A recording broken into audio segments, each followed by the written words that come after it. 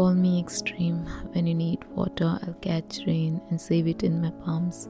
When you need rest, I'll give you my arms. They'll form a chrysalis for you to be soothed. I'll have nightmares removed, place stardust in my pockets, a path to follow when you are lost, when the world is hard. I'll always be soft. When tears fall and you don't want to speak, I'll catch them as they meet your cheek. We don't need to talk. I'll catch the birds as we go for a walk, point at little things I see, like yellow trees, like leaves drifting the breeze. Call me extreme, but my love, I swear, I'll never leave.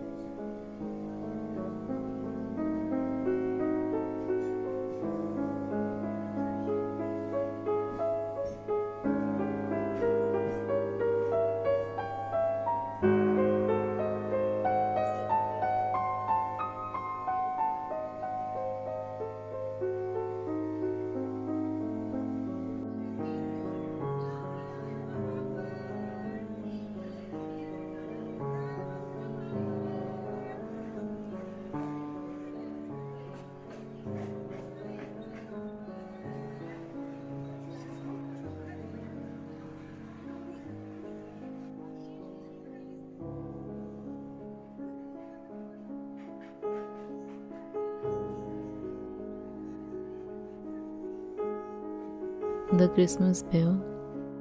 It was nearly Christmas and it was snowing. Inside the shop, among all other toys, a little bear was delighted.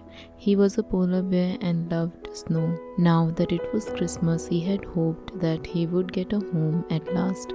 He had been waiting for a long time. He was sure that someone would spot him in the window and want a bear to match the Christmas snow. But he was passed by every time. Someone must want me, thought the little bear gleefully, when he felt someone lift him up from the window until he heard her mutter, "That bear won't sell. He's taking up good window space." The little bear was put on a high shelf inside the shop to make room for a cute pink teddy. He sat there between a yellow monkey and a big doll. "The longer you are in the shop, the higher you go," whispered the monkey. "We are all forgotten now. Children, look on the lower shelves." "Why wasn't I sold?" asked the little polar bear. "Wrong shape and color," said the monkey. "You look rather like a teddy bear, but you're not one."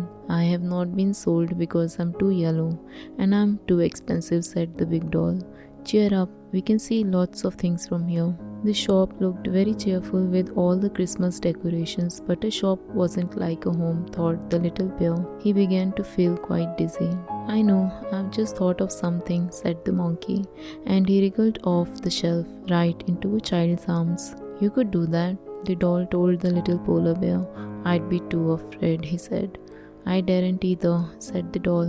"I would break." So the big beautiful doll and the little polar bear sat side by side and waited and hoped. A week before Christmas, a lady and a little boy came into the shop to buy a present for his sister. "Becky already has lots of dolls," he said. "I want something different." The little polar bear's heart lifted. He certainly was different. The assistant reached up and took him down off the high shelf. "He looks like a mistake," said the lady rudely. "People will think we got him cheap." They chose a calculator instead. The little bear felt his insides sagging. It was awful to be a mistake. He flopped right over and someone picked him up, gave him a shake and set him back in his place. The next day, a girl came into the shop. She wanted a pretty toy to sit in her room and look nice. She saw the doll on the high shelf. "Exactly what I've been looking for," she cried. The big doll was overjoyed. She didn't want to be hugged and loved as the little polar bear did. She just wanted to look pretty.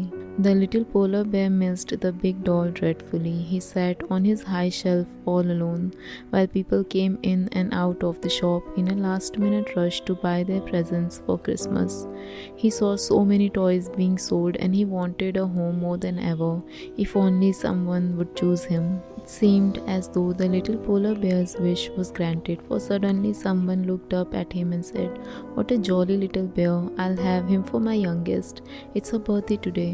The little polar bear was delighted. He didn't mind being bumped along in a bag all the way to his new home.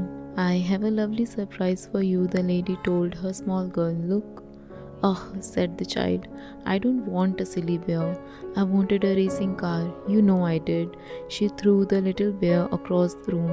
Her mother picked him up again. "All right, darling, I'll change him for a car, shall I?"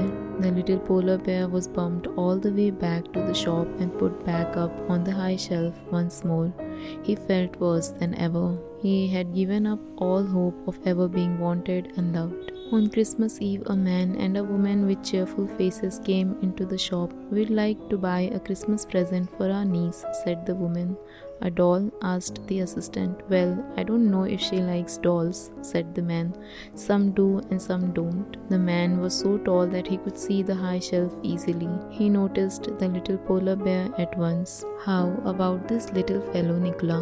said the man, taking down the little polar bear at once. "He's nice and soft and snow white like the North Pole. Yes, I think Ellie will like him, Nicholas. Do let's buy him." The little polar bear felt happy and afraid all at the same time. "Suppose Ellie doesn't like me," he thought. "Suppose she thinks I'm a mistake. Suppose she wants a racing car instead." He worried and worried as he was wrapped up in a Christmas parcel for the next day. On Christmas morning, Uncle Nicholas and Aunt Nicola arrived at Ellie's home. "We have an extra special present for you, Ellie," said Uncle Nicholas. Ellie felt the parcel. It was very soft, like something she wanted to hug. Then she opened it. Ellie looked at the little bear and the little bear looked at Ellie. Do you like him? Asked Aunt Nicola. Ellie picked up the little bear and hugged him. She buried her face in his soft fur. Oh yes, she cried. He's the nicest present I've ever had. I'll call him Nicky after you both. Ellie took Nicky outside to let him see the snow. Now the little polar bear had a home and a name and someone to give him lots and lots of hugs. He was the happiest little bear in the world.